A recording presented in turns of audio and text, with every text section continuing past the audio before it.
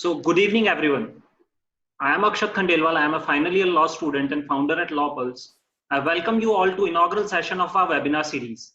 The topic for the session is writ jurisdiction of High Court and Supreme Court and how to argue a writ petition. To further enlighten us upon this topic, today we have with us a practicing advocate. He is a managing partner at Amicus Legal Advocates and Consultants, a leading corporate firm in Jaipur. He is also very popular face before Rajasthan High Court and various other tribunals, with over 11 years of vast experience in the field. Also, he is a senior standing counsel for Union of India CGST and Excise Department. We have with us Advocate Anurag Kalavati. Welcome, sir. We are glad to have you. Over to you, sir. Thank you, Akshat. Thank you, Akshat. Thank you so much. So good afternoon, my young friends and the budding lawyers of the country today. I welcome all of you here. And so this is the inaugural series of lectures which Akshat under the banner Law Pulse is starting. And I think it's a good initiative taken by him.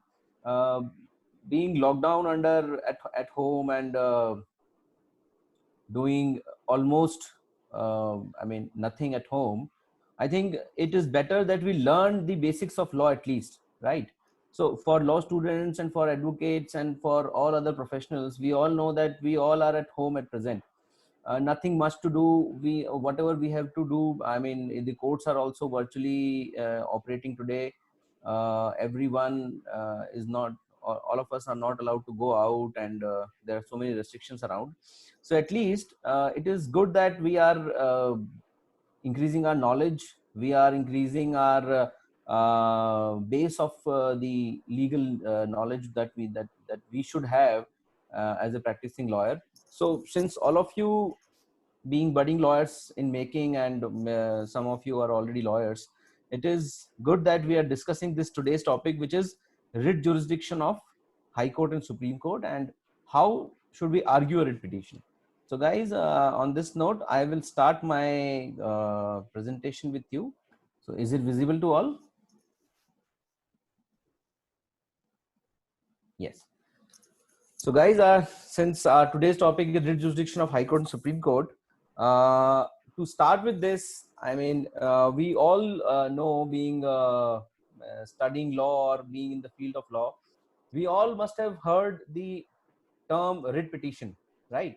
So whenever you have interned in the courts or those who are already practicing in the courts, we all know that we keep on filing so many writ petitions in the High Court or in the Supreme Court time and again, and we challenge so many orders passed by the lower authorities, passed by the lower courts, passed by various statutory bodies before the High Court directly. So all those petitions, when we file in the High Court, we file them as a writ petition, right? So when we use this phrase writ petition so many times, so what is the basic meaning of this term writ petition, right? So to talk about the literal meaning or the definition of the term that is writ petition, there is no universal definition given to this term under any statute. अगर आप कोई भी statute उठा के देखेंगे, if you see today India's constitution also or any other country's constitution, you will not find any definition of the term writ petition, right? But yes, in various dictionaries, in various law books, by various authors, this term has been defined time and again. So there are hundreds of definitions available, more or less similar. If you'll see all those definitions, you will find all those are more or less similar, but yes, different authors have given different definitions. So a basic definition as given in Black's Law Dictionary of writ petition is a court's written order in the name of a state or other competent legal authority commanding the addressee to do or refrain from doing some specified act, right? So क्या मतलब हुआ इसका? तो basically इसका मतलब जो है, अगर हम जनरल पार्लेंस में समझें, तो जनरल पार्लेंस में इसका मतलब है, अगर कोर्ट किसी भी अथॉरिटी को या स्टेट अथॉरिटी को या फिर किसी भी लीगल अथॉरिटी को कमांड करता है, कोई ऑर्डर देता है, command means to give an order to them to do something or refrain from doing something. So that is basically the meaning of a writ petition given in the Black's Law Dictionary, right? Now we'll further see कि किस तरह के orders high courts normally इसमें pass कर सकते हैं writ petition में, and किस तरह के orders pass नहीं कर सकते हैं writ petition में, right? And what are the restrictions on passing of any order in a writ petition? To what extent there is the jurisdiction of High Court or Supreme Court is there in the writ jurisdiction? That we will see later. But this is the basic definition of writ petition provided under the Black's Law Dictionary. So if you'll see any, there are so many books also. If you read Constitution of India and any commentary on Constitution, you will find lots of definition provided by various authors of this term, of the term writ petition. So basically, this is the basic definition of writ petition. Now we all know, हम सबने पढ़ा हुआ है, when we have read the Constitution of India. I'm sure all of you attending this lecture today, all of you must have studied the Constitution law as of now. And जिन्होंने नहीं भी पढ़ा हो सकता है कुछ, maybe there may be some young students who must have not read the Constitution of India. तो अगर हम Constitution of India की बात करें या फिर किसी भी country Constitution की बात करें, तो जहां पे भी writ jurisdiction Constitution में provided है, you will see that there are some basic writ petitions or the nature of writ petitions which are provided under the Constitution itself. So as far as Indian Constitution is concerned, अगर आप Indian Constitution का Article 32 और Article 226 देखेंगे, Constitution of India जो है उसमें there is Article 32 and there is Article 226. There are further slides जिनमें हम उनकी definition पूरा देखेंगे क्या लिखा हुआ है उनमें. But अगर उनमें देखेंगे तो पांच तरह की writ petitions की बात, if we see, अगर हम देखेंगे कि अपने आर्टिकल कॉन्स्टिट्यूशन में भी, तो पांच तरह की रिट बेसिकली कॉन्स्टिट्यूशन में दी गई हैं. ये पांच तरह की, एंड उसके बाद लिखा हुआ है and any other kind of any other writ in the which is not in the nature of these 5 specifically mentioned writs. तो ऐसा जरूरी नहीं है. There are so many decisions of high court and supreme court also which says that writs are not only in the nature of these 5 writs, there can be various other writs. Writs means basically an order. So order जरूरी नहीं है इन 5 तरह की writs में order का high court या supreme court pass करे. There can be any other writs apart from these writs. But yes, from if we see the legal history of writ petitions, we'll see that these are the 5 kind of writ petitions which have been prescribed by the English courts also and by various other courts like Indian Supreme Court also and the constitutional courts. So the 5 writs are habeas corpus, mandamus, prohibition, certiorari and quo warranto. Now if we see the basic definition of these 5 things, we will see, अगर हमने आप भी जितने भी आप law students हैं, जब भी आप कहीं इंटर्नशिप करने में जाते हैं, you will find there are so many files in a lawyer's office of various writ petitions, right? So if you take up any file to read, and if you see that writ petition, you will find at the end in the prayer section, you will always find कि किस तरह की nature की writ की prayer उसमें की गई है. अगर आप पूरी रिट की बॉडी कभी भी देखेंगे, रिट का जो बॉडी का पार्ट होता है जिसमें आप रिट की मतलब अपनी ग्रीवेंस लिखते हैं, अपना मैटर बताते हैं, उसमें कभी भी आप रिट का नेचर नहीं लिखते हैं कि कौन सी नेचर का रिट पिटीशन है. बट जब आप प्रेयर में आते हैं, you will find the prayer that some or the other kind of writ petition which you are seeking relief of from the court, you will always put it in the prayer clause, right? तो कभी भी आपको किसी writ का nature देखना हो, किसी भी रिट में आपको कोई भी फाइल उठा के देखनी हो, just go to the prayer clause of that particular writ petition. And in most of the writ petitions which have been drafted in a particular in the manner, you will find that there will be a prayer that to quash or set aside the order, to pass an order in the nature of mandamus, to pass a writ petition in the nature of mandamus, to pass a writ in the nature of prohibition, and do so and so, and direct the authority, lower authority, to do or not to do so and so act. So you'll always find these 5, any of the 5 petitions mentioned in the prayer clause. So if we see the basic meaning of these 5 writs, so habeas corpus is the first writ. It means to protect personal liberty. What does this mean? These are the 5 kinds of writ petitions. तो अगर हम writ petitions की बात करें, so first is the habeas corpus. So habeas corpus कब file करते हैं normally हम? We will just take a brief of all these writ petitions. So habeas corpus is normally filed when somebody is in a police custody and police has not produced him before the court within 24 hours, and there is so habeas corpus का जो basic meaning होता है वो होता है to release a person who has been detained unlawfully, right?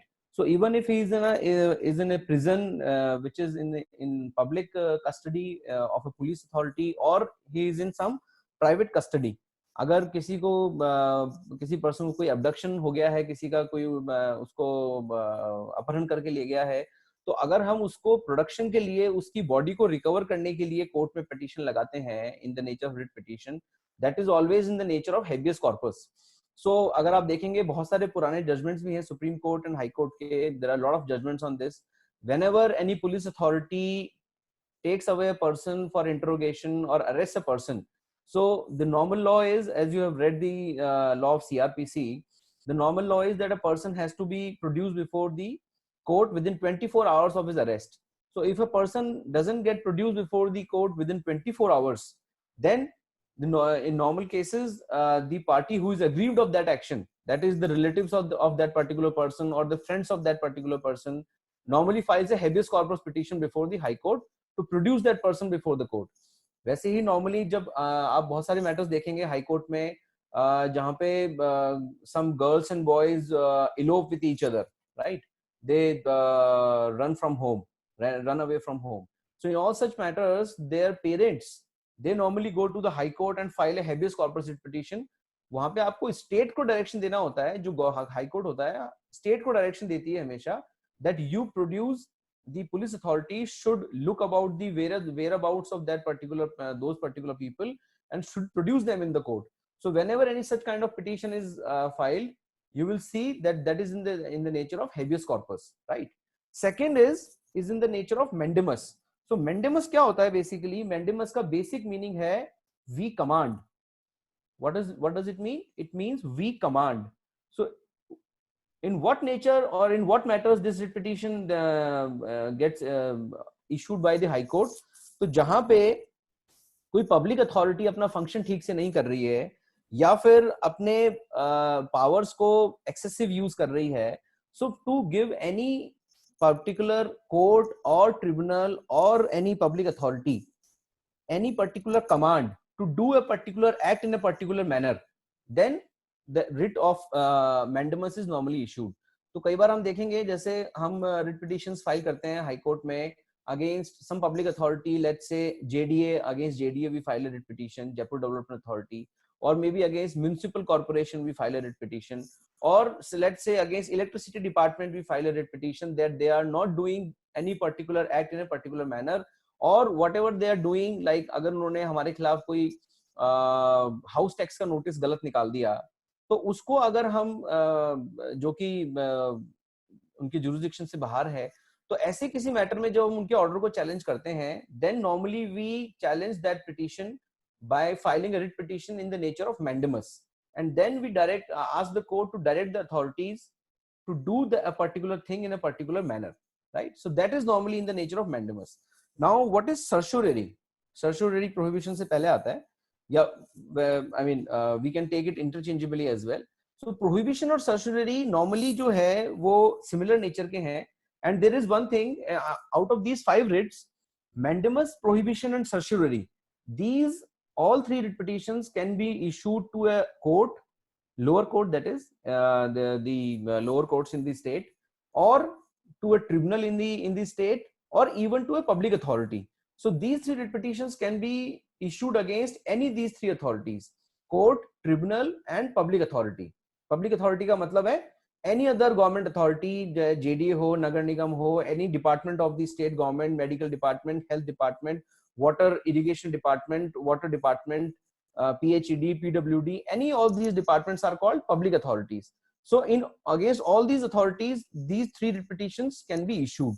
But the habeas corpus is normally issued either against police or either against the home department of the state, because they are required to protect the law and order situation in the state. So if you see any habeas corpus petition, you will never find any public authority being involved in a habeas corpus petition. And as far as quo warranto is concerned, quo warranto is always issued against a public authority only and not to any court or tribunal. We will see what is the difference. So prohibition और certiorari क्या है? Prohibition certiorari है to quash an order passed by inferior court, tribunal or quasi judicial authority which is without jurisdiction.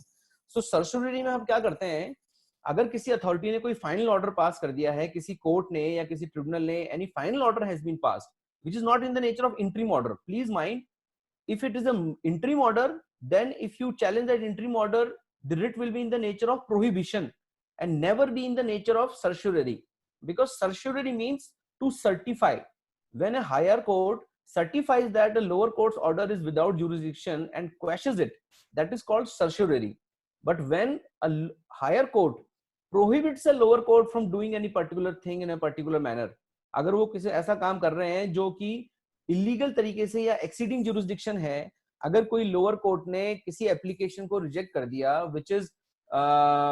which was in their jurisdiction and without exercising their jurisdiction in a proper manner they have rejected the application, या फिर किसी particular, जैसे हम बहुत सारे matters में lower court के order को हाई कोर्ट में चैलेंज करते हैं, तो अगर वो इंटरिम ऑर्डर है, so please mind when you write in the prayer you'll always write issue a writ in the nature of prohibition.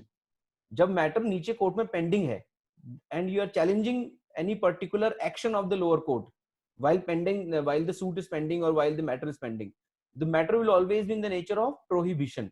But if the order is final, the lower court has finally passed an order, or lower court or tribunal or any other authority, so let's say if the Nagar Nigam has passed an order against you which is without authority of law, which is illegal, completely illegal, and there is no appellate remedy provided under against that particular order, and if you challenge that particular order in the high court, the writ will be in the nature of certiorari and not prohibition. And what is quo warranto? Finally, quo warranto होता है जब आप किसी authority को, public authority को ये पूछते हैं कि भाई आपके पास इस पर्टिकुलर एक्शन को करने का जुरिस्डिक्शन कहां से आया, या फिर जो पोस्ट आपने होल्ड कर रखी है, under what jurisdiction, under what authority of law you are holding this particular position. तो वहां पे जब हाई कोर्ट में आप रिट पिटीशन फाइल करते हो against any public authority, then that is in the nature of quo warranto.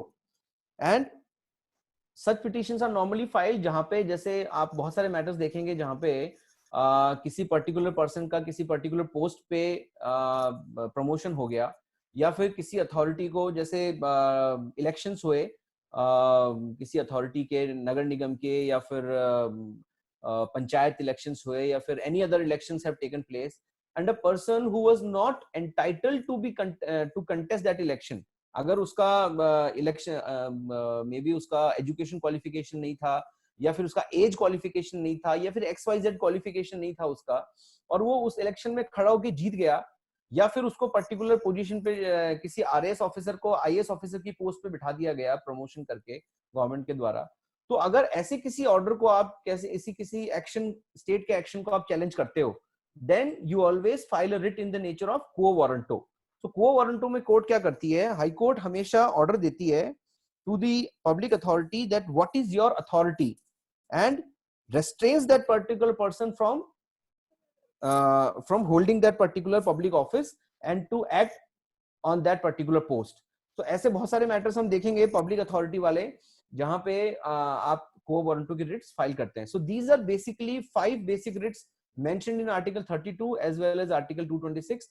Apart from that also High Court and Supreme Court का clear view है इसमें कि अगर कोई आपका कोई पर्टिकुलर मैटर है या particular action of the authority है जो आप चैलेंज करना चाहते हैं, and which is not fitting into any of these 5 writs, direct fit नहीं हो रहा है किसी रिट में, तो भी जरूरी नहीं है कि आप किसी रिट में फिट करना जरूरी है उसको. You can normally ask for a general writ in the nature which is not in the nature of any of these 5 writs and file a writ petition before the High Court, right?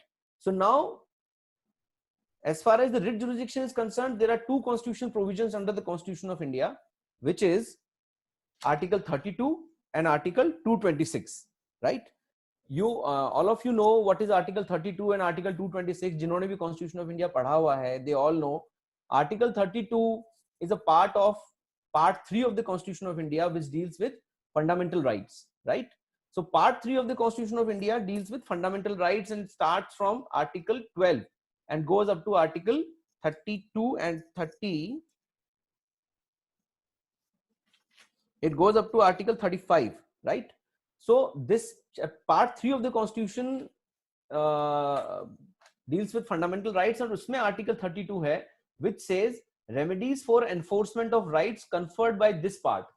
तो अगर हम article 32 की बात करें, so article 32 in itself is a fundamental right.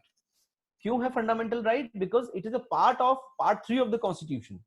सो अगर हम constitution में देखेंगे, अगर आप बात करते हैं कि सर रिट जुरिस्डिक्शन कहां से कोर्ट्स को मिलता है, अगर हम अगर हाई कोर्ट और सुप्रीम कोर्ट की बात करें, so high court and supreme court cannot entertain any petition if they don't have jurisdiction to entertain that particular petition। तो writ petition entertain करने का jurisdiction आता कहां से है? so अगर हम सुप्रीम कोर्ट की बात करें तो सुप्रीम कोर्ट के पास writ jurisdiction आता है from article 32, एंड अगर हम हाई कोर्ट की बात करें तो हाई कोर्ट के पास jurisdiction आता है from article 226, right? so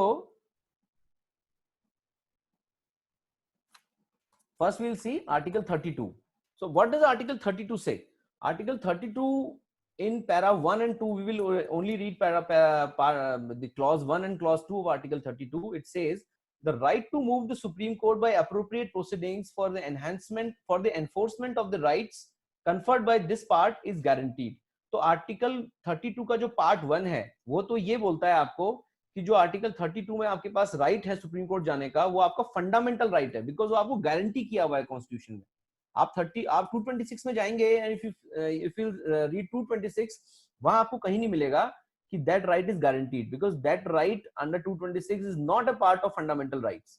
सो 226 में जो है वो आपको, इसीलिए 226 का जो जुरिस्डिक्शन है वो आर्टिकल 32 से बड़ा भी है। That will also C how the 226, what is the difference between 226 writ petition and 32 writ petition।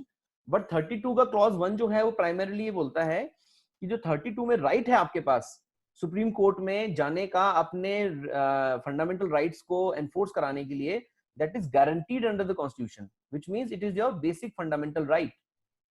thereafter clause 2 says the Supreme Court shall have power to issue directions or orders or writs, including writs in the nature of habeas corpus, mandamus, prohibition, quo warranto and certiorari, whichever may be appropriate for the enforcement of any of the rights conferred by this part। तो अगर आपने fundamental rights का chapter पढ़ा हुआ है, part 3 you have read, so you will see there are fundamental rights enshrined under article 14, which is right to equality, article 15, article 16, 17, 18, 19, 20 and so on and so forth। so article, अगर हम normally rights की बात करते हैं तो अगर हम अपने राइट टू इक्वालिटी और right to life and personal liberty की बात करते हैं किसी मैटर में, so you normally file a writ petition under article 14 and 21। if there is a public employment related fundamental right, अगर आपका किसी पर्टिकुलर एग्जाम आपने दिया है, उसके अंदर आपका एडमिशन नहीं हो पाया या फिर किसी गलत तरीके से आपको आउट कर दिया गया उस एग्जाम से, आपका क्वेश्चन पेपर गलत तरीके से जांचा गया, या फिर आपको उस पर्टिकुलर एग्जाम में बैठने की परमिशन नहीं मिली, या फिर आपको रिजर्वेशन का उसके अंदर बेनिफिट सही तरीके से नहीं दिया गया, या फिर आपके अगेंस्ट किसी रिजर्व कैटेगरी कैंडिडेट को एडमिशन दे दिया गया, तो वहां पे आपका 15 और 16 आर्टिकल का वायलेशन होता है। तो उन केसेस के अंदर भी आप आर्टिकल 32 में डायरेक्ट रिट पिटीशन फाइल कर सकते हैं। Similarly, article 26, 24, where there is a minority institution and minority institution या minority communities के कोई rights violate होते हैं, तो उन cases में all those people, if there is any fundamental right violation, so the first and the last foremost thing under article 32 is what you have to see, अगर आपके किसी भी fundamental right का direct violation हो रहा है तो आप आर्टिकल 32 में direct writ petition before Supreme Court file करने के लिए एंटाइटल्ड हैं, right? You are entitled to file a direct writ petition before Supreme Court, but at the same time clause 3 of this article 32 says without prejudice to the powers conferred by the Supreme Court by clause 1 and 2, Parliament may by law empower any other court to exercise within the local limits of its jurisdiction all or any of the powers exercisable by the Supreme Court under clause 2। Framers of the constitution को ये पता था कि अगर हमने 32 के अंदर writ petition की पावर सिर्फ सुप्रीम कोर्ट को दे दी और किसी को नहीं दी, तो it will be a big hassle for Supreme Court. हर आदमी पूरे इंडिया से उठ के हर पर्टिकुलर फंडामेंटल राइट को एनफोर्स कराने के लिए सुप्रीम कोर्ट पहुंच जाएगा, right? So that much burden Supreme Court cannot नॉट टेक। तो एट द सेम टाइम 32 में ये तो कहा कि आपका फंडामेंटल राइट तो है वहां जाने का, but at the same time ये भी कह दिया कि अगर पार्लियामेंट चाहे तो लॉ बना के किसी और अदर कोर्ट को भी एम्पावर कर सकती है सुप्रीम कोर्ट के अलावा टू एक्सरसाइज रिट जुरिस्डिक्शन। तो इसी के हिसाब से फिर 226 बनाया गया। अगर आप कॉन्स्टिट्यूशनल असेंबली डिबेट्स पढ़ेंगे ना, if anyone is interested in constitutional history, and if you'll read the constitutional assembly debates of the country, right, from 1946 to 1949 when the constitution was being framed, there are constitutional assembly debates कि कौन से article पे क्या क्या चर्चा हुई constitutional framers के बीच में, वो सब कॉन्स्टिट्यूशनल असेंबली डिबेट्स में लिखा हुआ है. So it's a very interesting read. So anyone who is doing their masters in maybe constitutional law, or they are doing further studies, maybe PhD or something in constitutional law, they must go through the constitutional assembly debates. तो वहां पे अगर आप जाएंगे तो वहां देखेंगे कि क्लॉज 3 जो है इसका आर्टिकल 32 का, उसके बीच में डिस्कशन ये है कि अगर क्लॉज 1 और 2 में ही रख देते सुप्रीम कोर्ट और क्लॉज 3 नहीं डालते तो किसी और अदर कोर्ट को ये जुरिसडिक्शन नहीं मिलता. सो इसीलिए क्लॉज 3 डाला और उसमें लिखा कि और अदर किसी कोर्ट को भी अगर पार्लियामेंट चाहे तो ये जुरिसडिक्शन कन्फर कर सकती है. और इसी के हिसाब से फिर 226 आगे बनाया गया जिसमें हाई कोर्ट को भी सिमिलर पावर्स दे दी गई as that of the supreme Court, and even more. We will see how they are even more, right? So basic is 32. So 32 में आप salient features अगर आप देखेंगे तो enforcement of fundamental rights के लिए ही जा सकते हैं. अगर आपका fundamental right का breach नहीं है तो आप supreme court direct writ petition में नहीं जा सकते. तो इसमें जैसे एक छोटा सा क्वेश्चन है, you can answer that question in the chat box also. Say for example, your property has been taken away by some government authority. मान लीजिए आपका जयपुर के आउटस्कर्ट्स में एक प्लॉट है बहुत बड़ा और गवर्नमेंट वहां से रेलवे लाइन ले जाना चाहती है, and for that purpose government wants to acquire your land for that particular purpose, right? So maybe you can say that you can't take away my land without giving proper compensation or XYZ, or maybe why don't you take the alignment of the railway track from some other way? Why you are taking away my land? I have right constitutional right, or I have fundamental right over my land. So my question is whether, first of all, my question is whether right to property is a fundamental right or it is a constitutional right. And if it is not a fundamental right, can I file a writ petition challenging the action of the government directly before Supreme Court? You can write your views in the chat box and we will see it later. So, अगर कोई fundamental right का violation नहीं है, so you cannot go directly before Supreme Court. So these are the basic fundamental rights जिसके violation के लिए आप Supreme Court direct writ petition file कर सकते हैं. You have all seen that, right? So initiation of proceedings में article 32 में जो है किस तरीके से फाइल हो सकती है आर्टिकल 32 में petition, this is also very important to note. ऐसा नहीं है कि अगर मेरा फंडामेंटल राइट ब्रीच हो रहा है तो मुझे ही फंडामेंटल राइट के वायलेशन के लिए सुप्रीम कोर्ट जाना पड़ेगा. अगर पब्लिक एट लार्ज का फंडामेंटल राइट ब्रीच हो रहा है किसी पर्टिकुलर मैटर में, so even a individual person on behalf of other persons can also file a writ petition, or petitions can also be filed in the by way of a formal petition, by letters, by telegrams, by suo moto action taken by the Supreme Court, or by newspaper articles also. तो आपने देखा होगा, and if you read constitutional history or various judgments of Supreme Court, you will see Supreme Court has time and again taken suo moto cognizance of some matters. जैसे आप High court में भी देखते हैं, अभी जैसे जब ये पेंडेमिक शुरू हुआ, कोविड-19 शुरू हुआ, तो Supreme court took suo moto cognizance of the entire situation, and because Supreme Court was livid of the matter कि ये कोविड की वजह से पूरा कंट्री लॉकडाउन में है and there will be so many difficulties, legal difficulties which will be faced by the parties. तो उन सबको दूर करने के लिए सुप्रीम कोर्ट ने suo moto एक्शन लेते हुए बहुत सारे ऑर्डर्स पास किए कि जैसे आपने सुना होगा कि सुप्रीम कोर्ट ने सब मैटर्स में लिमिटेशन एक्सटेंड कर दी, राइट? और बहुत सारे मैटर्स में सुप्रीम कोर्ट ने गवर्नमेंट को ऑर्डर दिया that you provide such facilities to the people in the general public, you provide basic facilities to the doctors, you provide sanitation facilities in the all the vicinities. So all these orders have been given suo moto by the Supreme Court. So अगर Supreme court किसी matter में किसी fundamental right को enforce कराने के लिए suo moto भी action लेता है, that can also be done under article 32. जरूरी नहीं है कि मैं या फिर आप में से कोई जाके ही जिसका फंडामेंटल राइट ब्रीच हो रहा है या पब्लिक का at large fundamental right breach हो रहा है, तो जरूरी नहीं है हमको खुद से जाके वहां पिटीशन फाइल करनी पड़े. अगर हम एक लेटर भी भेज देते हैं वहां पे and supreme court thinks it fit that this letter should be treated as a writ petition because it involves gross violation of fundamental rights, then Supreme Court can take it as a writ petition and can pass orders on it.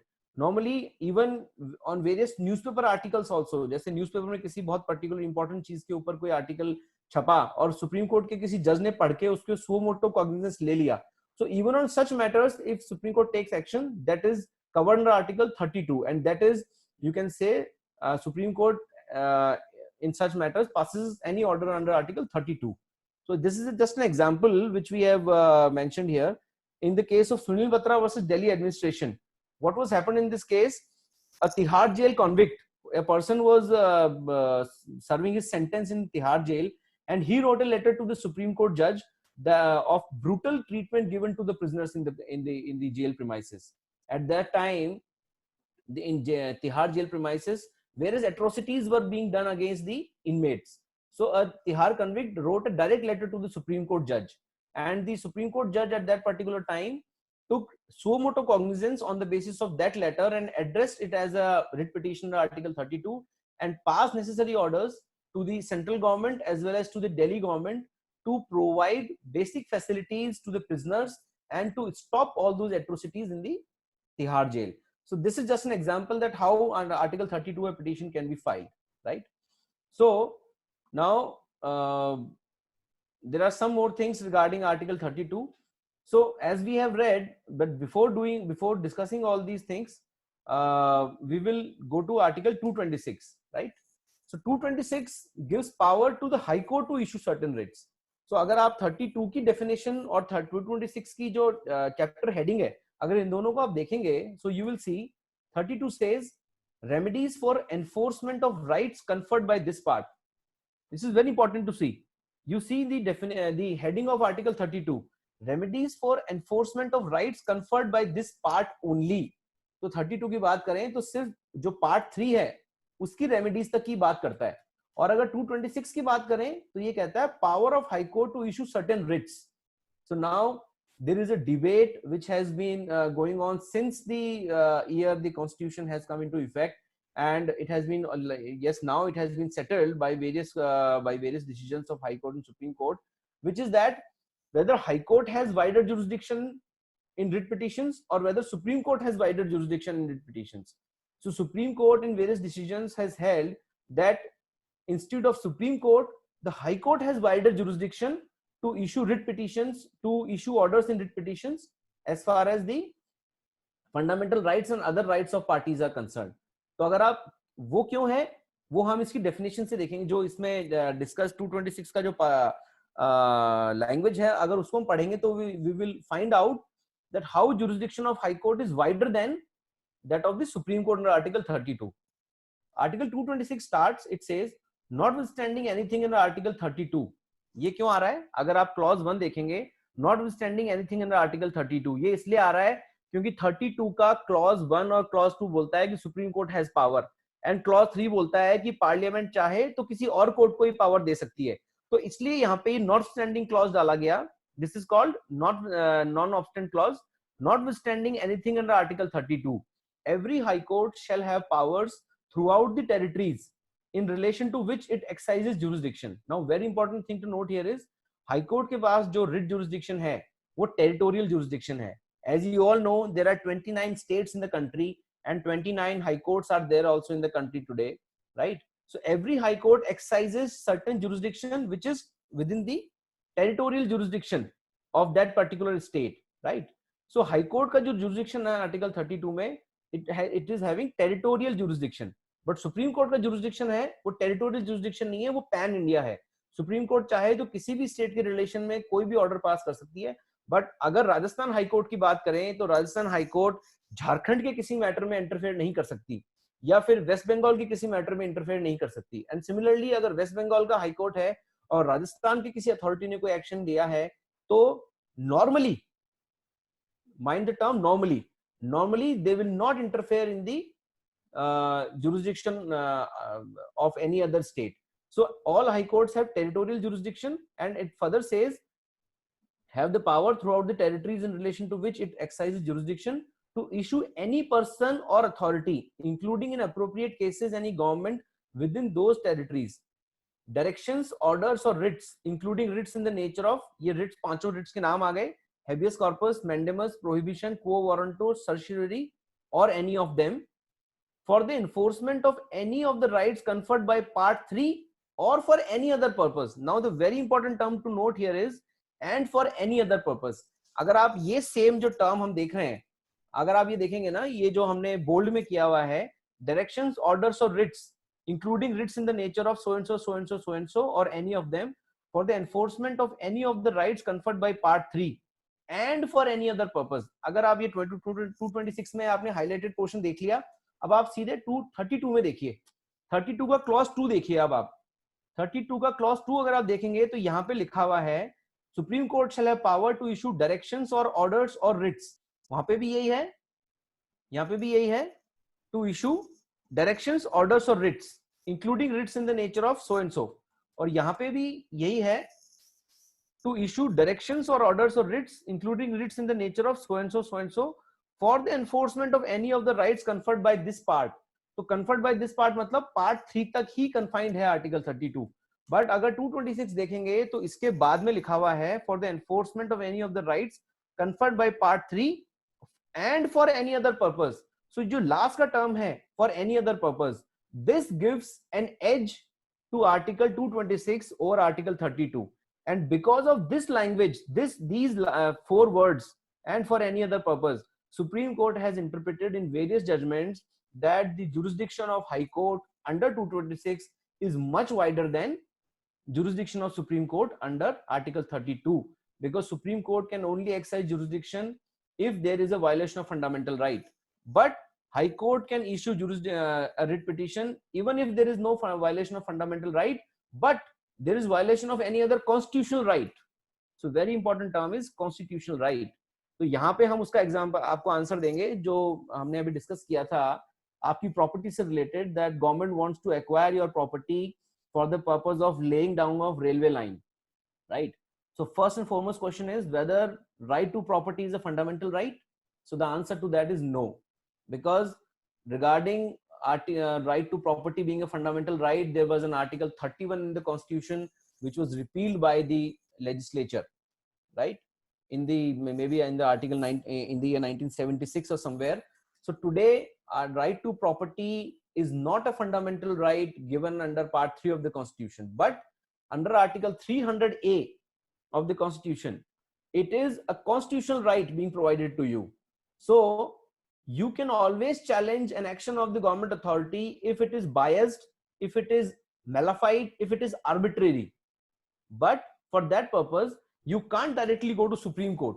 तो अगर आपको अपने land acquisition से related कोई भी writ petition, अगर आपकी land acquire हो रही है या आपके किसी भी कोई क्लाइंट आपके पास आता है और बोलता है सर मेरी पर्टिकुलर लैंड को तो एक्वायर कर रहे हैं पर मेरे बगल वाले की लैंड को एक्वायर नहीं कर रहे, उसके लिए तो रास्ता छोड़ रहे हैं, मेरे लिए रास्ता नहीं छोड़ रहे, और मेरे को इस तरीके से इन्होंने मैलाफाइडली या फिर बायस्ड तरीके से मेरी लैंड को या मेरे ही राइट को इफेक्ट कर रहे हैं. So the basic thing is we can never guide such a person कि तुम डायरेक्टली सुप्रीम कोर्ट जाके रिट फाइल कर दो. No, because that is not a violation of your fundamental right, that is a violation of your constitutional right, and therefore under article 226 you can file a writ petition. So yes, writ petition, the jurisdiction of high court under 226 is much wider than article 32. और यहाँ पे जो clause 4 है, हमने 2 और 3 यहाँ reproduce नहीं किया क्योंकि यहाँ पे हमारी discussion के लिए important नहीं था, but अगर आप clause 4 देखेंगे तो clause 4 वहां पे उससे जुड़ा हुआ है article 32(2) से. वो क्या कहता है? Power conferred on a high court by this article shall not be in derogation of the power conferred on the Supreme Court. तो इसका भी मतलब ये है कि जो हाई कोर्ट की और सुप्रीम कोर्ट की पावर्स है under both 32 and 226, they are at a parallel, no one is above each other.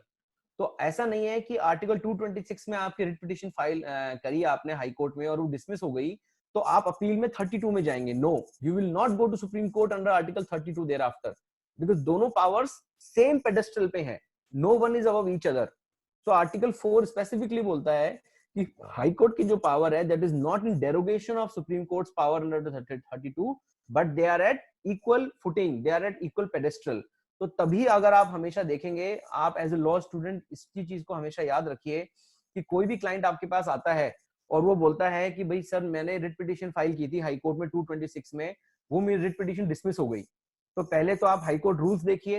High Court rules में अगर सिंगल बेंच में रिट पिटीशन फाइल हुई है तो उसके against there is a power given by High Court rules to file a intra court appeal.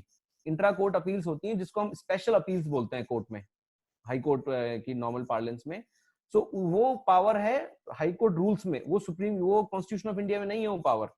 Constitution में आप search करेंगे you will not get that power, but वो पावर आपको मिलेगी हाई कोर्ट रूल्स में। तो you can always file a intra court special appeal before the division bench. But अगर division bench ने भी अगर आपकी वो पिटीशन डिसमिस कर दी तो आप सुप्रीम कोर्ट जाएंगे। तो सुप्रीम कोर्ट कौन से आर्टिकल में जाएंगे? You should never suggest a person as a lawyer और as a law student also, you can never give this answer कि भाई अगर 226 में आपकी रिट पिटीशन डिसमिस हो गई ना तो आप 32 में हाई कोर्ट चले जाइए। No, that remedy you have already exhausted before high court. So if you have to challenge that high court order, you will go under article 136, that is special leave to appeal before Supreme Court. That is not a writ petition, that is special leave to appeal. Now here comes another question, whether these are the only 232 and 226 are the only writ remedies, or whether 136 is also a writ remedy. अगर आपने constitution of India पढ़ा है तो आपने ये भी देखा होगा, आर्टिकल 136 को आपने हमेशा पढ़ा होगा, देखा होगा, या फिर व्हाट डज 136 से? 136 says, I will read it for you, special leave to appeal by the Supreme Court, special leave to appeal by the Supreme Court. So whether my question to you is whether article 136 is also a writ remedy or it is not a writ remedy. You can give your answers in the chat box. But to discuss quickly here, 136 is not a writ remedy. 136 gives the Supreme Court a power to give you leave to appeal. It is also not an appeal. आपको ये बात as a lawyer हमेशा ध्यान रखनी चाहिए कि 136 जो है वो अपील भी नहीं है, it is leave to appeal. Leave to appeal क्या होता है? जैसे आप सब स्कूल में पढ़े हुए हैं, आप सबने स्कूल्स पास किए, अपने कॉलेज भी पास किए, जब आप छुट्टी लेने के लिए अपने प्रिंसिपल को या क्लास टीचर को लेटर लिखते थे, एप्लीकेशन लिखते थे, so you what you used to write, you never used to write ma'am I am not coming to school tomorrow, you used to write may I pray और may I ask for leave for tomorrow. So you always used to write in a praying manner, asking for leave of the teacher to give you a holiday for tomorrow or give you a leave for tomorrow, right? Similar is the case under article 136. 136 gives the power to Supreme Court कि अगर High court ने कोई matter dismiss कर दिया है आपका, या फिर किसी और अदर अथॉरिटी ने जो कि हाई कोर्ट के समकक्ष है, हाई कोर्ट के इक्विवेलेंट फुटिंग पे है, अगर किसी और अथॉरिटी ने आपका पिटीशन डिसमिस कर दिया है तो आप सुप्रीम कोर्ट में जाके 136 में पिटीशन लगाते हो और सुप्रीम कोर्ट को ये बताते हो कि मेरे मैटर में हाई कोर्ट का ऑर्डर गलत कैसे है। First you have to write in that SLP how the high Court order is wrong and on what substantial questions of law the high court order is wrong, and then you ask for a leave of the Supreme Court asking that you please give me leave to argue this petition as an appeal. तो अगर Supreme Court को लगता है कि आपके matter में कुछ दम है तो सुप्रीम कोर्ट उसको आपकी लीव को अलाउ करता है, Supreme Court gives you leave and then after allowing you that leave that petition gets admitted as an appeal. तो आपको ये थोड़ा सा टेक्निकल आपको लग रहा होगा, हो सकता है, बट आपको जनरल पार्लेंस में समझाऊं मैं तो कभी भी अगर हाई कोर्ट के ऑर्डर को सुप्रीम कोर्ट में चैलेंज करते हो एसएलपी में तो as a matter of right आपकी सुनवाई नहीं होती है। जो फर्स्ट आपका एडमिशन डे होता है सुप्रीम कोर्ट में, यू नॉर्मली अगर आपने इंटर्नशिप की है तो आपने सुना भी होगा सुप्रीम कोर्ट में Monday and Friday is an admission day. No, what do you mean by admission day? Admission day पे क्या होता है, जो नॉर्मल रिट जो एसएलपीज फाइल होती है नॉर्मली, या उसके अलावा मैं सिर्फ एसएलपीज की बात कर रहा हूँ, नॉर्मल रेगुलर अपील्स की बात नहीं कर रहा हूँ, जो स्पेसिफिक एक्ट्स में फाइल होती हैं, अगर कोई एसएलपी फाइल होती है तो एडमिशन डे पे सुप्रीम कोर्ट इतना ही देखता है that whether they should give you leave to argue this matter as an appeal. तो अगर सुप्रीम कोर्ट जब ऑर्डर में लिखता है एसएलपी इज एडमिटेड या लीव इज ग्रांटेड, नॉर्मली अगर आप सुप्रीम कोर्ट के कोई ऑर्डर्स देखेंगे तो फर्स्ट पैरा में लिखा होता है leave is granted. No, what does it mean? It means leave is granted means कि सुप्रीम कोर्ट अब उसको एज अपील की तरह ट्रीट कर चुका है और उस मैटर को अब अपील की तरह सुनेगा, उसको डिटेल में सुनेगा। बट जब तक डिटेल में नहीं सुनता तब तक आपको सुप्रीम कोर्ट को इतना बताना होता है कि कैसे हाई कोर्ट का ऑर्डर गलत है। So 136 is not a writ remedy. 136 is special leave power of the Supreme Court. So here now, since we have seen both the articles 226 and 32, we can see that before proceeding to under Article 32 before Supreme Court, it is not compulsory that you have to first go before High Court under 226. And similarly, अगर 226 में अगर आप High Court चले गए हैं, तो आप 32 में फिर Supreme Court में दोबारा नहीं जा सकते, because that you have already exhausted. High Court remedy under 226 is territorial in nature. Supreme Court doesn't have any territorial foundation. Supreme Court can issue writs throughout the country, and both the powers cannot be curtailed by any legislative action. तो इसमें बहुत सारे judgements हैं कि high Court या supreme Court ने कोई order अगर पास किया है, तो लेजिस्लेचर उसको किसी नॉर्मल लेजिस्लेटिव एक्शन से उसको ओवरकम नहीं, उसको हटा नहीं सकती. हाँ, चाहे तो अपने लॉ में अमेंडमेंट कर सकती है, बट किसी भी ऑर्डर को अपनी लेजिस्लेटिव एक्शन से सुप्रीम पार्लियामेंट उसको ओवरकम नहीं कर सकती, उसको क्वैश या सेटिसाइड नहीं कर सकती. ये क्यों है? बिकॉज अपने इंडियन कॉन्स्टिट्यूशन में these three main pillars, that is executive, judiciary and legislature, they all are on the same footing. तो Supreme Court High Court legislature से नीचे नहीं है, they are at the same footing.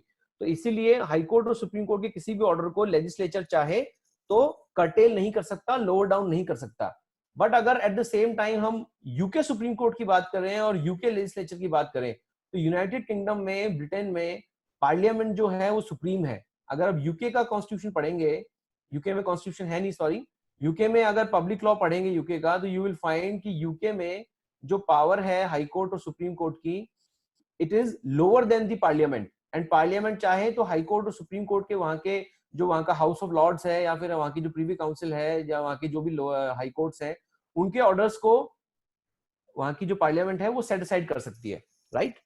So salient features of 226 are, it is supervisory jurisdiction, remedy in public law, and it has territoriality attached to it. Now there is another question which comes is, there is another article 226 which comes after 227, and 227 gives the power to the high court to superintendence over all other courts in its jurisdiction. तो 227 basically क्या है? 226 तो जो है हमने पहले discuss किया, it gives the high Court power to issue writs, certain writs. But 227 क्या है? सुपरिटेंडेंस की पावर देता है हाई कोर्ट को और ऑल अदर कोर्ट्स. तो अगर हम जैसे राजस्थान हाई कोर्ट की बात करें, तो Rajasthan high court has the power of superintendence over all other courts in its jurisdiction. तो राजस्थान में जितने भी और लोअर कोर्ट्स हैं, ट्रिब्यूनल्स हैं, उन सबके ऊपर हाई कोर्ट नॉर्मली सुपरिटेंडेंस की पावर रखता है. So whether another question which comes normally is, जब हम किसी लोअर कोर्ट के ऑर्डर को चैलेंज करते हैं, तो हमेशा ये इशू आता है कि 226 में चैलेंज करें या 227 में चैलेंज करें. तो अगर लोअर कोर्ट का ऑर्डर इस नेचर का है कि वो अपनी जुरिसडिक्शन के बियॉन्ड जाके किया गया है, तब आप नॉर्मली उसको 227 में चैलेंज कर सकते हो, because high court has power superintendence over all other courts. But normally if it is so illegal and it invades your fundamental rights, then obviously you can challenge that order under 226. So this is basically, we are not discussing much in detail. Now there are some important terms which comes in. जब writ petitions file करते हैं High Court या supreme court में, आपको basically किस किस चीजों के ऊपर अपने आप को कोर्ट को सेटिस्फाई करना होता है. So first thing which comes before while filing any writ petition before High Court or Supreme Court is locus standi. Locus standi, what does it mean? What do you mean by locus standi? Locus standi means जब आप court में जाते हैं तो आपका क्या locus है? Why are you coming to the court? What is your authority to come before the court? So जब भी आप writ petition फाइल करते हैं, writ petition ड्राफ्ट करते हैं, it is very important while drafting a writ petition, in paragraph 1 of your writ petition, you always have to write your locus standi, that who are you. If you are filing a petition, you are a petitioner. So as a petitioner, it is your bounden duty to explain in the writ petition as to what is your locus standi, why you are going before the court, against what order or against which authority's order you are aggrieved. Right?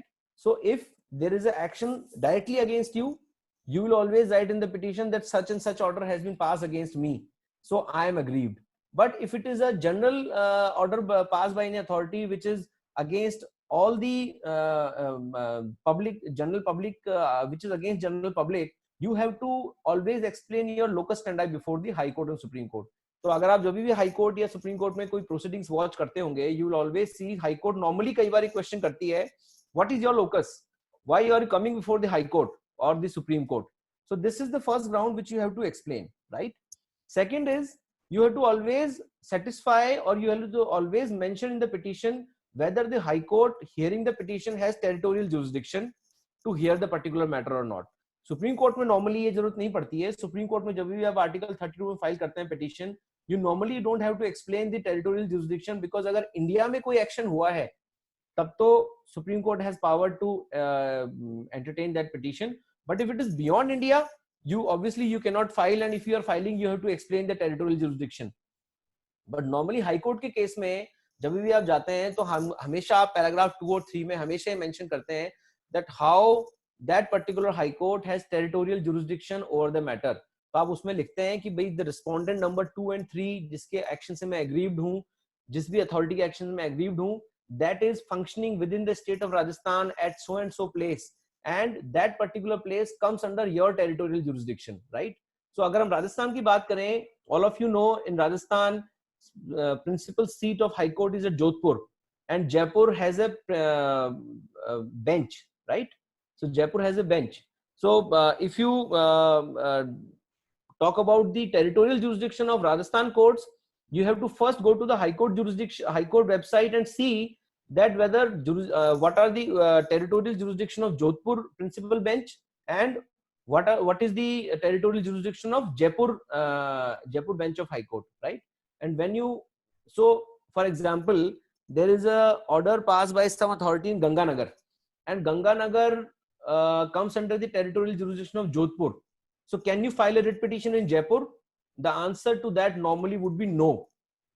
Normally, why I'm saying no? Because normally I am using the word normally because normally क्या होता है, अगर वो authority सिर्फ वहीं पे ही है, जिस अथॉरिटी ने ऑर्डर पास किया है, उससे गंगानगर में बैठा हुआ है, उसका जयपुर से कोई लेना देना नहीं है, तो normally you will have to file a petition in Jodhpur itself. But if tomorrow that particular authority takes instructions from Jaipur, because Jaipur has the government's principal seat, so entire government machinery, the senior official sits in Jaipur. So अगर central secretariat से, Jaipur secretariat से कोई order main पास हुआ और उसकी pursuance में गंगानगर में बैठे हुए ऑफिसर ने गंगानगर में ऑर्डर पास कर दिया, तो चूंकि जयपुर वाली अथॉरिटी जिसने मेन ऑर्डर पास किया, who that is sitting in Jaipur, तो फिर भी आप जयपुर में ये कर सकते हो कि जयपुर में रिट पिटीशन हाई कोर्ट में फाइल करके you can say that the principal order was passed by Jaipur High Court. Then you can maybe ask the court to consider the petition under its territorial jurisdiction. But normally territorial jurisdiction आपको explain करना पड़ता है. Now then comes High Court, when exercising a writ jurisdiction, it exercises extraordinary jurisdiction. Now what does it mean by extraordinary jurisdiction? Extraordinary jurisdiction means जो ordinary jurisdiction normal acts में दिया हुआ है, if you see any act, जैसे अगर आप criminal procedure code की या आईपीसी की बात करते हैं, या फिर इंसॉल्वेंसी लॉ की बात करते हैं, या आर्बिट्रेशन की बात करते हैं, या फिर मे बी सीपीसी की बात करते हैं, तो अगर मान लीजिए सीपीसी बहुत है एग्जांपल है इसके अंदर, अगर सीपीसी में सिविल कोर्ट कोई भी सूट डिसाइड करता है, कोई भी सिविल सूट डिसाइड करता है, द फर्स्ट कोर्ट और द ओरिजिनल कोर्ट, तो उसके खिलाफ can you come directly in High Court under writ jurisdiction? The answer is no, because CPC में फर्स्ट अपील और सेकंड अपील का प्रोविजन सेक्शन 96 और सेक्शन 100 में दिया हुआ है. तो जहां तक अगर आप किसी इंटरिम ऑर्डर को चैलेंज कर रहे हैं तो maybe you can come under writ petition और you can come under 227. But अगर फाइनल ऑर्डर पास हो गया है किसी नीचे वाली अथॉरिटी का किसी सूट में, किसी लोअर कोर्ट का, you can't come under writ petition in 226. You have to go under the statutory appeal which is provided under the CPC itself. Similarly, अगर आप IPC की बात करें, अगर CRPC की बात करें, तो अगर आपको किसी पर्टिकुलर ऑफेंस में सजा हो गई है किसी आपके क्लाइंट को, you can't come under 226 before High Court. You will have to come under the statutory appeal which is provided. तो ये जो jurisdiction है हाई कोर्ट का, ये extraordinary jurisdiction है, because ordinary jurisdiction is normally provided under the statutes itself, जो statutes legislature के द्वारा बनाए गए हैं. बट अगर किसी स्टैट्यूट में कोई अपील रेमेडी नहीं दी हुई है, मान लीजिए कोई स्टैट्यूट ऐसा है जहां पे लिखा हुआ है कि अगर एक अथॉरिटी है और उस अथॉरिटी का order would be deemed to be final, तो अगर ऐसा कहीं लिखा हुआ है किसी भी एक्ट में, सो उसके अगेंस्ट को अपीलेट रेमेडी प्रोवाइडेड नहीं है एक्ट में, then obviously you can come under extraordinary jurisdiction. So आपको हाई कोर्ट में ये बताना पड़ता है हमेशा पिटीशन में that why you are coming under extraordinary jurisdiction of the high Court. Now another very important thing which you have to satisfy the court is non availability of alternate statutory remedy or non availability of efficacious alternate statutory remedy. Now what does it mean? हम बहुत बार क्या करते हैं, कई authorities के order को high court में direct writ petition में चैलेंज कर देते हैं, तो हमको वहां पे डायरेक्ट लिखना पड़ता है कि या तो there is no alternate remedy available. Alternate remedy मतलब अगर कोई स्टैट्यूट है, मान लीजिए आप एग्जांपल ले लीजिए इसमें मे बी इंसॉल्वेंसी का एग्जांपल जैसे हम लें, इंसॉल्वेंसी में अगर एनसीएलटी कोई ऑर्डर पास करती है, right, NCLT is national company law tribunal, तो एनसीएलटी अगर कोई ऑर्डर पास करती है तो उसके अगेंस्ट अपील का प्रोविजन दे रखा है एनसीएलटी में जाने का, national company law appellate tribunal. But अगर एनसीएलटी का ऑर्डर इतना ग्रॉसली इलीगल है या फिर विदाउट जुरिसडिक्शन है या एक्सीडिंग इट्स जुरिसडिक्शन है, so you can directly challenge that order even before high court. In recent judgment also supreme court has held that अगर स्टैट्यूटरी रेमेडी है एनसीएलटी के ऑर्डर के अगेंस्ट एनसीएलटी में जाने की, इसका मतलब ये नहीं है कि हाई कोर्ट का जुरिसडिक्शन बिल्कुल खत्म हो गया है. अगर हाई कोर्ट चाहे तो आप अगर हाई कोर्ट को ये सेटिस्फाई कर दें that the alternate remedy is there but it is not efficacious in nature, which means the appellate authority will not be able to do much into this, तो High Court उसको हमेशा entertain कर सकता है. So you always have to mention in your writ petition also at the end when you in your petition after the locus standi and explaining the jurisdiction and the entire facts of your matter, you always have to mandatorily explain or mention in your writ petition at the end that either you do not have an alternate statutory remedy, or अगर alternate statutory remedy available है तो that is inefficacious or it is not efficacious in nature. तभी high Court उसको हमेशा entertain करता है. अगर आपने ये नहीं लिखा है तो हाई कोर्ट में dismiss your writ petition at the first go itself, right. So these are the things which we have already discussed. जो लिमिटेशंस है फाइल करने में, रिट पिटीशन फाइल करने में, वो यही है. पब्लिक लॉ रेमेडी अगर ऑलरेडी अवेलेबल है तो आप रिट पिटीशन फाइल नहीं कर सकते. अगर कॉन्ट्रेक्चुअल राइट्स एंड लायबिलिटीज हैं पार्टीज के बीच में, अगर मेरे और किसी पर्टिकुलर इंडिविजुअल के बीच में, दो अगर इंडिविजुअल्स के बीच में लड़ाई हुई है या कोई कॉन्ट्रेक्चुअल डिस्प्यूट हुआ है, तो क्या आप उसको हाई कोर्ट में या सुप्रीम कोर्ट में रिट पिटीशन में चैलेंज कर सकते हैं? No. Why? Because that is not a violation of any of your fundamental rights और any of your constitutional rights. So normally और in all matters if there is a contractual dispute you can't go before high court in writ jurisdiction. Now if there is a disputed question of fact, this is very important. high court में बहुत सारे matters कई बार parties ऐसे file कर देती हैं जहां पे there are disputed question of facts involved, मतलब फैक्ट्स आपके क्लियर नहीं है या फिर बहुत सारे डिस्प्यूट्स हैं फैक्ट्स में, तो High Court under writ jurisdiction, it is very important to note, it is not a fact finding authority. आपको अगर इंडियन लॉ में अगर आपने सीपीसी, सीआरपीसी और अदर लॉज अगर आपने पढ़े हैं, and if you are law student you all know what are disputed questions of fact, right. So disputed question of fact के लिए जो फैक्ट फाइंडिंग अथॉरिटी होती है वो ओरिजिनल कोर्ट्स होते हैं हमेशा. तो अगर आप सूट अगर किसी लोअर कोर्ट में फाइल करते हैं तो lower court can call for evidence, lower court can call for witnesses in the court, can call for written evidences also और ओरल एविडेंसेस. सो एविडेंसेस के बेसिस पे जब कोई कोर्ट डिसाइड करती है उसको बोलते हैं फैक्ट फाइंडिंग अथॉरिटी और fact finding court. High Court under writ jurisdiction is and also being a constitutional court is not a fact finding court, it is a record keeping court, right. It is a court of record, it is not a court of fact or deciding the facts. So अगर disputed question of facts है किसी भी matter में तो आप कभी भी writ petition file मत करिए. अगर आप करते हैं तो हमेशा it is bound to be dismissed in the by the high court or supreme court. अगर आपका फंडामेंटल राइट्स का इंफ्रिंजमेंट नहीं है तो नॉर्मली आप सुप्रीम कोर्ट में पिटीशन फाइल नहीं कर सकते, लेकिन कॉन्स्टिट्यूशनल राइट्स का वायलेशन है तो आप हाई कोर्ट में जा सकते हैं. अगर फंडामेंटल और कॉन्स्टिट्यूशनल दोनों राइट्स का वायलेशन नहीं है then obviously you can not go in writ petition before the high court और supreme court. Concealment disputed question से रिलेटेड हो गया. अगर सप्रेशन और कंसीलमेंट ऑफ फैक्ट करते हुए जा रहे हैं किसी मैटर में और सामने वाली पार्टी ने आके बता दिया that you have concealed the fact, the supreme court और high court will dismiss your writ petition. Then territorial jurisdiction we have already discussed. Delay and laches is very important. Alternate remedy we have already discussed. Alternate remedy का मतलब है alternate remedy अगर आपकी statute में available है, किसी law में available है, तो writ petition is not maintainable. Otherwise it is maintainable. and that alternate remedy should be efficacious in nature, effective होनी चाहिए वो. Now delay and laches is very important. Why?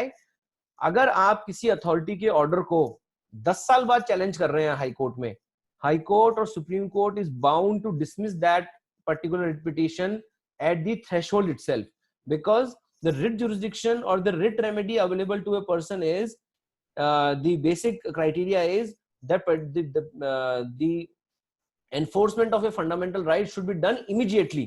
अगर आपका कोई फंडामेंटल राइट वायलेट 1976 में emergency के time पे हो गया, या फिर मान लीजिए आपके फादर या आपके पेरेंट्स उस टाइम थे और 76 में किसी को उठा के जेल में डाल दिया था गवर्नमेंट ने उस टाइम पे, मान लीजिए, या फिर किसी को डिटेन कर लिया था किसी पर्सन को, और आज आप 40 साल बाद उठ के आते हैं कि साहब उस टाइम मेरे को जेल में गलत डाल दिया था, तो क्या हाई कोर्ट उसको एंटरटेन करेगी? No, because you have come after a long delay of more than 40 years before the high court. So the very important part is, as soon as your fundamental right or constitutional rights gets infringed, you should immediately go to the court. आपको एक पल की भी देरी करे बिना court जाना चाहिए, और तभी आपको हाई कोर्ट हमेशा या सुप्रीम कोर्ट आपके मैटर को सीरियसली देखती है. अगर डिले एंड लैचेस के, अगर आप किसी मैटर में आपकी मान लीजिए आपका आप गवर्नमेंट जॉब आपकी लग जाती है और आपको पर्टिकुलर टाइम पे प्रमोशन नहीं मिलता है, राइट? 2021 में आपकी नौकरी लगी और 2023 में आपको परमानेंट करना था गवर्नमेंट को. यू ऑल नो आजकल राजस्थान गवर्नमेंट या सेंट्रल गवर्नमेंट भी आदमी जब नौकरी ज्वाइन करता है उसके 2 साल बाद उसको परमानेंट करती है, राइट? और 2 साल उसको प्रोबेशन में गुजारने पड़ते हैं. तो अगर 2 साल की जगह आपको प्रोबेशन गवर्नमेंट ने 5 साल कर दिया, तो आपके हिसाब से आपके फंडामेंटल राइट का वायलेशन है. लेकिन अगर आप उस 5 साल के गवर्नमेंट के ऑर्डर को इमीडिएटली चैलेंज नहीं कर सकते, नहीं करते हैं, और 5 साल बाद, उसके 5 साल बाद जाते हैं कि साहब मेरा तो जो प्रोबेशन पीरियड था वो टाइम पे गवर्नमेंट ने खत्म नहीं किया था और I was asked to undergo a longer probation period. So whether High Court or Supreme Court would allow that petition or would entertain that petition, my answer to that would be no, because there is huge delay which has already happened. So delay and latches हमेशा आपको ध्यान रखनी चाहिए, which means immediately as soon as your fundamental right is infringed, you have to immediately go to the court, right? Now alternate remedy we have already discussed in detail. All these things I have already explained to you. Alternate remedy का मतलब इतना सही है कि alternate remedy में you can't go to the high court if you have alternate remedy available. Delay and latches we have already discussed. So delay excused and delay non-excused, I have given an example of government servant also to you. This is we have covered. Now last and important thing which comes is against whom you can file a writ petition. ये बहुत important issue हमेशा court में आता है कि आप writ petition किसके against file करेंगे. मान लीजिए मेरे और किसी इंडिविजुअल के बीच में मैटर था और कॉन्ट्रेक्चुअल मैटर था, can I file writ petition against that particular person? The answer is no. And for that you always have to see, and you always have to go to Article 12 of the Constitution. Article 12 defines state, right? So जो part 3 में Article 12 is covered. So basic and foremost thing is writ petition, writ jurisdiction by High Court and Supreme Court can only be exercised against either a state or instrumentality of a state. What do you mean by instrumentality? Instrumentality means where there is some kind of state authority or state's jurisdiction is there over a particular authority, right? तो state का मतलब तो हो गया, जैसे मान लीजिए state of Rajasthan ने कोई ऑर्डर पास कर दिया, तो आप डायरेक्टली आर्टिकल 32 या 226 में आप रिट पिटिशन फाइल कर सकते हैं, बिकॉज आर्टिकल 12 में स्टेट स्पेसिफिकली डिफाइंड है. और अगर कोई मान लीजिए स्टेट गवर्नमेंट की कंपनी है, मान लीजिए जैसे राजस्थान की जितनी भी इलेक्ट्रिसिटी कंपनीज है, आप एग्जांपल लीजिए Jaipur Vidyut Vitran Nigam limited. So now the company is Jaipur Vidyut Vitran Nigam limited. It is a limited company. It is a company incorporated under the Companies Act 1956. So can you file a writ petition under JVNL? The answer to that is yes, because that is an instrumentality of the state. तो अगर state authority का किसी भी तरह का उस particular body के ऊपर कंट्रोल है, मे बी फाइनेंशियल कंट्रोल और may be any other kind of control is there, and it will be called to be an instrumentality of the state, and against all those authorities you can directly file a writ petition before the High Court or Supreme Court. So these are the tests to determine basically कि क्या क्या test होने चाहिए किसी भी authority के खिलाफ अगर आप कर रहे हैं. तो मान लीजिए राजस्थान इलेक्ट्रिसिटी डिपार्टमेंट है, राजस्थान ये म्युनिसिपल कॉर्पोरेशन है, may be or maybe there is Jaipur Development Authority is there, or maybe there are several hundred authorities. Government का corporation bank है, there are public sector banks are there. तो क्या इन सब के खिलाफ रिट पिटीशन फाइल हो सकती है? तो अगर आपको किसी भी अथॉरिटी के खिलाफ देखना है कि रिट पिटीशन फाइल हो सकती है कि नहीं हो सकती, you always have to see these tests, and if any authority is passing these tests, you can file a writ petition against that particular authority, deeming it to be a state, right? So if there is a financial assistance given by the state, you can file a writ petition. If the state has monopoly over that authority, you can file. If the state outsources its legislative power, you can file, right? So these are the illustrations which are given. So Air India जैसे है, Air India is an instrumentality of the state held by. So this is, we are wrapping up. So these are the illustrations against which we can file a writ petition, even if these are not authorities, state government authorities specifically. लेकिन जैसे steel authority of India की बात करें तो government of India का पूरा control है और गवर्नमेंट ऑफ इंडिया की पूरी कैपिटल उसमें लगी हुई है. इंडियन ऑयल कॉर्पोरेशन है तो सिमिलरली गवर्नमेंट ऑफ इंडिया की एंटिटी है. तो इन सब के खिलाफ हम writ petitions फाइल कर सकते हैं. So these are just some illustrative cases, right, in which the Supreme Court or the High Court has held as to what is the locus standi and against whom a writ petition is maintainable and against whom a writ petition is not maintainable. Normally जैसे चिरंजीत लाल and union of India का 1951 का case है, ये बहुत important case इसलिए है क्योंकि इसमें बोला गया था कि कोई भी कंपनी अगर है, what is important to note is whether a company can file a writ petition under 32 and 226. The normal answer is no, because a company doesn't have any of its fundamental rights under Article 32, right? So company does not being a natural person, it does not have any fundamental rights of its own, and therefore it cannot file a writ petition under Article 32. But if it is a 226 writ petition, yes, it can file, because 226 petition need not always be against violation of fundamental rights, but for violation of other rights also. So a company can file a writ petition under 226 but cannot file a writ petition under Article 32. These are some other also judgments where the Supreme Court has held as to what authority can be called to be a state and what authority cannot be called to be a state. So this is all from my side, and thanks all of you for such a patient hearing. Thank you so much, sir, for sparing out time and for such session, interactive session and insightful session. If anyone has any question, can put up their question. There are queries regarding Keshwananda Bharti's case, right?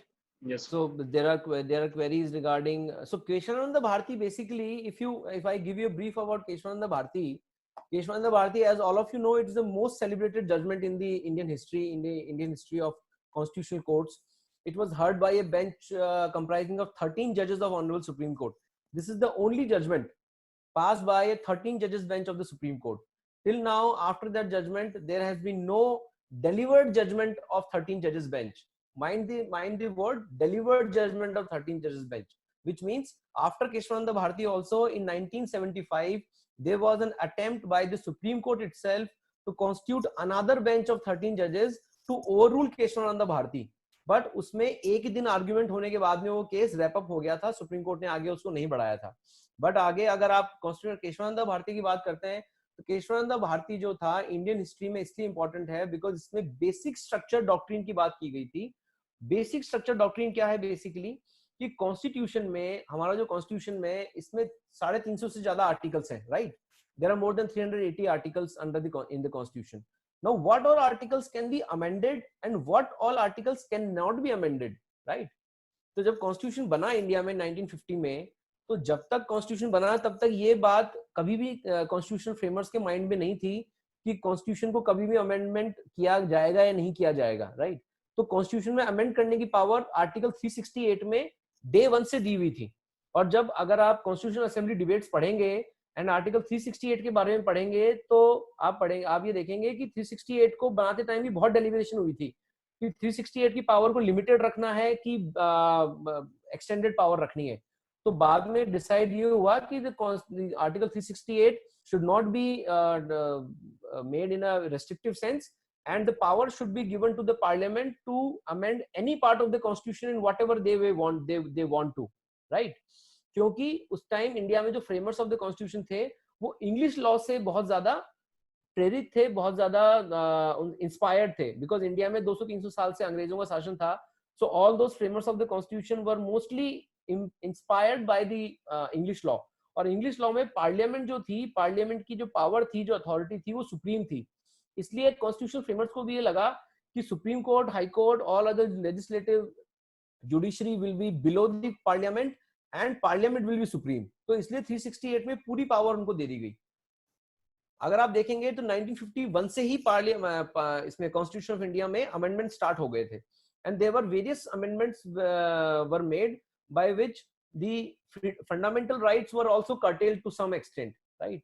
तो इसमें सबसे पहले 1967 में case आया which was IC Golaknath case. So उसमें भी एक fundamental right का वायलेशन का केस था. तो सुप्रीम कोर्ट में उसमें स्टार्ट किया था सबसे पहले बेसिक जो स्ट्रक्चर डॉक्ट्रिन को प्रोपाउंड करना स्टार्ट किया था. और सुप्रीम कोर्ट ने उसमें नॉर्मली ये कहा था कि पार्लियामेंट कुछ भी करके फंडामेंटल राइट्स को कभी भी खत्म नहीं कर सकती, या फिर कोई भी ऐसा कानून नहीं ला सकती जिससे फंडामेंटल राइट्स कर्टेल होते हो. तो वहां पे सिर्फ जो पार्लियामेंट जो सुप्रीम कोर्ट था, आईसी गोलकनाथ ने फंडामेंटल राइट्स तक ही रुक गया था, उसके आगे नहीं बढ़ा था. उन्होंने इतना कहा कि fundamental rights can not be curtailed. अगर पार्लियामेंट ऐसा कोई कानून बनाती है जिससे फंडामेंटल राइट कर्टेल होता है तो वो गलत है, बाकी सब ठीक है. उसके बाद में 73 में Kesavananda Bharati case was filed in Supreme Court. तो सुप्रीम कोर्ट में क्योंकि आईसी गोलकनाथ में 11 जजेस बेंच बन चुकी थी, तो इसलिए उसके ऊपर डेलिब्रेट करने के लिए उस 13 जजेस की बेंच बनाई गई. एंड 13 जजेस बेंच डिसाइडेड और propounded the theory of basic structure. तो उसमें सुप्रीम कोर्ट ने बेसिकली ये प्रोपाउंड किया बाय ए रेशियो ऑफ 7:6. तो ऐसा नहीं था. सबसे इंपॉर्टेंट बात ये है देखने वाली, and if you want to read Kesavananda Bharati judgment in nutshell, वैसे 550 पेज का जजमेंट है. अगर आप केशवानंद भारती को बहुत अच्छे से समझना चाहते हैं, so there is a very good book by supreme court advocate Adhyarujuna ji, mister AR Adhyarujuna. So there's a book written by him somewhere in 2014-15 on Keshwananda Bharati's judgment itself. It is a small book of 200 pages around, and it is a very good read on Keshwananda Bharati. All of you must read that. That book explains how the basic structure doctrine was propounded. And ऐसा भी नहीं है कि सारे 13 जजेस ने एक मत होके, एक राय होके सबने एक चीज कही हो. इसमें भी 6 जजेस तो थे, वो तो अभी भी इस फेवर में थे that legislature should have the power to amend any part of the constitution. But 7 judges were of the view that there is some basic structure of the constitution which can never be amended. उन्होंने specifically नहीं कहा that what amounts to basic structure, but Supreme Court said in case to case basis Supreme Court has to determine what is basic structure. तो basic structure basically उन्होंने fundamental rights को डाल दिया, constitution बहुत सारे rights को Supreme Court ने उस मैटर में डाला. और सुप्रीम कोर्ट ने कहा कि जो भी चीज बेसिक स्ट्रक्चर के अंदर आती है कॉन्स्टिट्यूशन के, वो आप अमेंड नहीं कर सकते हैं कभी भी. सो एट द सेम जैसे आर्टिकल 368 भी है. आर्टिकल 368 जो सुप्रीम कोर्ट की लेजिस्लेचर की पावर है रिव्यू करने की, वो भी बेसिक स्ट्रक्चर का ही पार्ट है. तो इसीलिए basic it's a very detailed judgment. We can have a separate discussion over that judgment on some other day. But yes, primarily यही था, बेसिक स्ट्रक्चर डॉक्ट्रिन उसमें प्रोपाउंड की हुई थी. So can you explain again as how a company can file a writ before HC and not SC? So GLC Ayush Gupta has asked this question. So the answer to this is, see, a company does not have a fundamental right of its own, right? As you very well understand, we have discussed Article 32 and 226. So Article 32 में आप कब जा सकते हो supreme court में? जब when there is a violation of your fundamental rights. And as has been held by Supreme Court and High Court in various judgments, a company which is not a natural person, right? I am a natural person, you are a natural person, all of us sitting here and listening this lecture are all individual natural person, right? But company is a juristic person. Company is not a natural person. So company के खुद के कोई violation of fundamental rights नहीं हो सकते. Company के individual directors के हो सकते हैं, कंपनी के शेयर होल्डर्स के हो सकते हैं, कंपनी के इंडिविजुअल एम्प्लॉइज हैं उनके हो सकते हैं राइट्स, बट कंपनी के खुद के फंडामेंटल राइट्स नहीं होते हैं. तो इसलिए कंपनी कभी भी आर्टिकल 32 में रिट पिटीशन में नहीं जा सकती, बिकॉज वहां पे एनफोर्समेंट ऑफ फंडामेंटल राइट्स के लिए जाना पड़ता है, राइट? बट अगर 32 के अलावा अगर आपका कोई ऐसा स्टेट गवर्नमेंट का एक्शन है जिससे आपके और अदर कॉन्स्टिट्यूशनल राइट अफेक्ट हो रहे हैं, जैसे कंपनी की प्रॉपर्टी है, तो कंपनी की प्रॉपर्टी तो कंपनी का कॉन्स्टिट्यूशनल राइट है, कंपनी प्रॉपर्टी खरीद सकती है, कंपनी प्रॉपर्टी बेच सकती है. तो इसलिए अगर कंपनी का ऐसा कोई राइट है जो फंडामेंटल राइट नहीं है, तो उसके एनफोर्समेंट के लिए कंपनी हाई कोर्ट जरूर जा सकती है under 226. So this is brief about how a company can file a writ petition before HC and not before SC. Can we there is another question, can a writ petition be filed by a defense employee against the Center for Fundamental Right Violation in spite of him bounded by Official Secrets Act? So this is a very subjective question, Mr. Varun. See, defence personnel जो होते हैं basically first of all तो उनके जैसे आपने खुद ने लिखा ऑफिशियल सीक्रेट्स एक्ट उनके आड़े आता है, तो रिट पिटीशन तो बेसिकली आदमी हमेशा अपने फंडामेंटल राइट की वायलेशन के लिए करता है, राइट? तो ऑफिशियल सीक्रेट एक्ट उनको बहुत अलग चीज हो गई. ऑफिशियल सीक्रेट एक्ट में उनको ये उनके ऊपर ये बेसिकली बाउंडेशन है कि गवर्नमेंट के डेटा, गवर्नमेंट की जो आर्मी की जो इंटरनल डिटेल्स है कि कहाँ पे कौन सी मशीनरी रखी हुई है, कहाँ पे हमारी इंडियन आर्मी के पास क्या क्या सामान है, क्या क्या डिफेंस इक्विपमेंट्स हैं, वो उनको किसी पर्टिकुलर पर्सन को नहीं बताने होते. So they are bound by official secrets act. उनको कई बार ये भी नहीं बताना होता कि वो कहाँ पोस्टेड है, कहाँ पोस्टेड नहीं है. इसके अलावा अगर उनका कोई फंडामेंटल राइट वायलेट हुआ है, तो obviously as a citizen of this country, not as a defence person, you can't take it as an example of being a defense person. You take example as if he is a citizen of the country. So any citizen of the country, be as a defense person, or be as an individual, or be it as a employee of a company, if my fundamental rights are infringed, I can definitely go before Supreme Court. But अगर आप जैसे आप defence का example ये लेना चाहते हैं, मान लीजिए डिफेंस में जैसे आपको प्रॉपर खाना नहीं मिल रहा है, या आपकी पोस्टिंग गलत जगह कर दी, या फिर XYZ है, तो उसके लिए डिफेंस में डायरेक्ट जरूरी नहीं है कि आप हर चीज के लिए रिट पिटीशन में जाओ.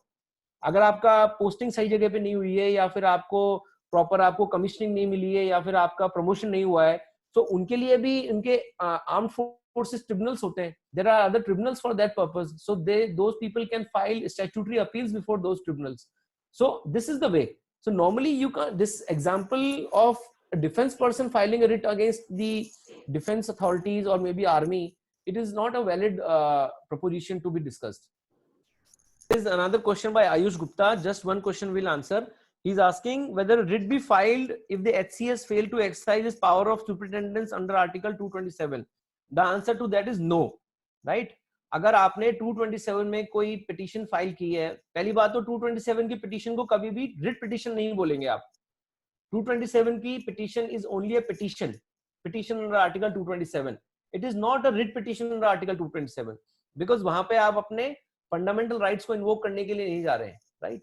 तो अगर हाई कोर्ट में अगर आपने 227 की पिटीशन फाइल करी है और वो डिसमिस हो गई, तो क्या आप उसके खिलाफ रिट पिटीशन फाइल कर सकते हैं? The answer to that is no, because against the high court's order itself order, you can't challenge that order before the high court itself under 227, under 226.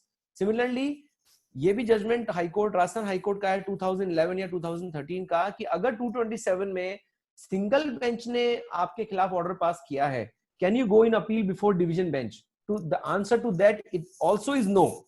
If a single bench of High Court passes any order under 227, you can't file a DB appeal or a special appeal under 227 itself, because there is no power under High Court rules for that, right? So against that order of single bench also, you have to go in SLP before Supreme Court directly, and no appeal, intra-court appeal, right? So that's from my side. And if you have any other questions, my details were shared on my last slide, and you can take my details from Akshat also.